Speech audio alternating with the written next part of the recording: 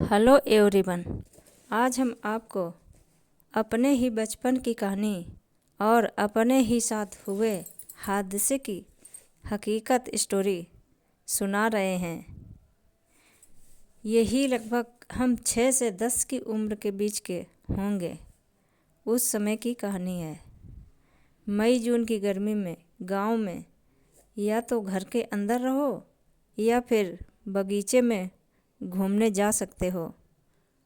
मेरे अपने परिवार के लोग शहर से आ जाते हैं, जो कि गर्मी की छुट्टी गांव में सभी के साथ बिताते हैं।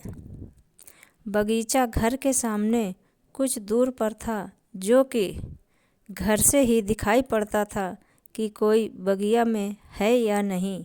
एक तरफ गहरा तालाब था, काफ़ी लोग नहाते थे और उस तालाब में सिंघाड़े भी होते थे, जो कि सिंघाड़ा तैयार करने वाले दूसरे गांव से आते थे, जिन्हें हम बच्चे, बाबा दादी, चाचा भैया उम्र के हिसाब से कहते थे। अब ज़रूरी कहानी यहाँ से शुरू होती है कि हम बगीचा घूमने गए अपनी बुआ जी के साथ, जो कि शहर से आई हुई थी। हम पेड़ की जड़ पर बैठ जाते हैं और बुआ जी से बोले कि बुआ आप घूम आओ बगीचा, हम तो रोज़ ही घूमते हैं। बुआ जी हमारी घूमने चली गईं और हम वहीं बैठकर तालाब के पानी में पैर डालकर आराम से खेलने लगे।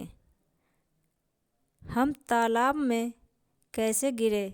बगीचा में आसपास कोई नहीं था, किनारे पर कोई गहराई भी नहीं थी, क्योंकि पहले अक्सर उसमें नहाते भी थे, खेलते भी थे और हमें कुछ भी नहीं पता चला कि हम तालाब की गहराई में कैसे पहुंच। उसी बीच में तालाब पर सिंघाड़े वाले चाचा आ जाते हैं। उन्होंने देखा कि तालाब में पानी के अंदर ऊपर गोते कोई खा रहा है और कुछ चिल्ला भी नहीं रहा है, जैसे कि हमारे ऊपर आने पर फिर से हमें कोई पानी में डुबो रहा है, ऐसा उन चाचा को लगा। उस समय छोटी बेटियों के सर बालों में फीता रिबन बांधने का प्रचलन था।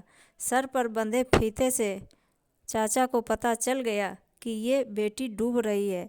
बिना कुछ देरी किए वो तालाब में कूद जाते हैं और हमको बाहर निकाल कर लाए।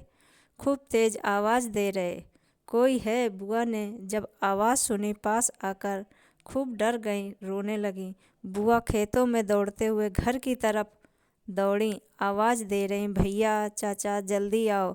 उधर सिंघाड़े वाले चाचा कुछ दूर तक उठाकर हमें चले, फिर थक गए, क्योंकि मैं छोटे से ही हेल्थी यानी कि छोटे सी मोटी थी। घर परिवार के सभी लोग आते हैं और गांव के नुस्खे से हमें ठीक करते हैं। घर में बाबा बड़े थे। बाबा का पूरा सख्त आदेश था दादी के लिए कि एक पल के लिए भी बिटिया को नहीं छोड़ोगी, ये तुम्हारी जिम्मेदारी है और अभी कोई कुछ नहीं पूछेगा। इस घटना की कोई बिटिया के सामने बात तक नहीं करेगा। दादी अपने साथ लिटाए हमको मेरी अम्मा, चाची, चाचा को आदेश दे रही, नज़र उतारो। पहले तो लोटा भर जल लेकर उसमें कुछ मीठा डालकर कुल देवता और कुल देवी के नाम से मेरे ऊपर से उतार कर घर के बाहर साफ जगह पर धार छोड़ी गई। फिर नमक, मिर्ची, राई, भूसी उतार कर जलाई गई। बाबा हमारे किसी को लेकर आते हैं, जो कि नीम के पत्ते से झाड़कर फूंक डालते हैं। जब हम पूरी तरह से ठीक हो जाते हैं, तब दूसरे दिन हमने खुद ही सभी को और दादी को बताया कि कल हमारे साथ क्या हुआ था। गर्मी में जो हवा का चक्र घूमर की तरह बन जाता है, वो चक्र घूम रहा था और हम बिना किसी डर के तालाब में पैर डालकर खेल रहे थे और उस घूमर को देख रहे थे, जिसे हमारे गांव के शब्दों में डकूर कहते हैं।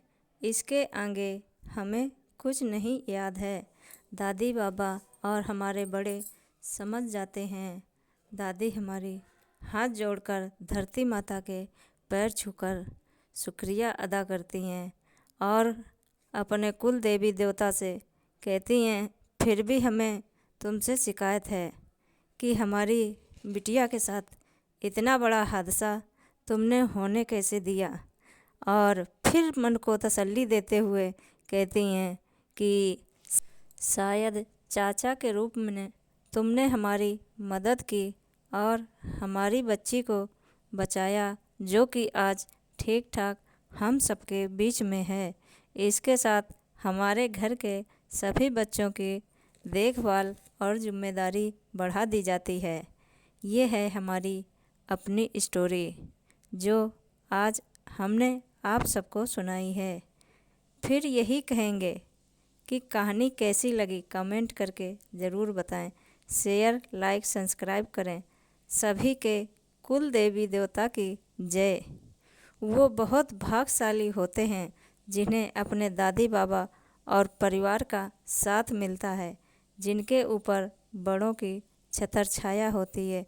नमस्ते, राधे राधे।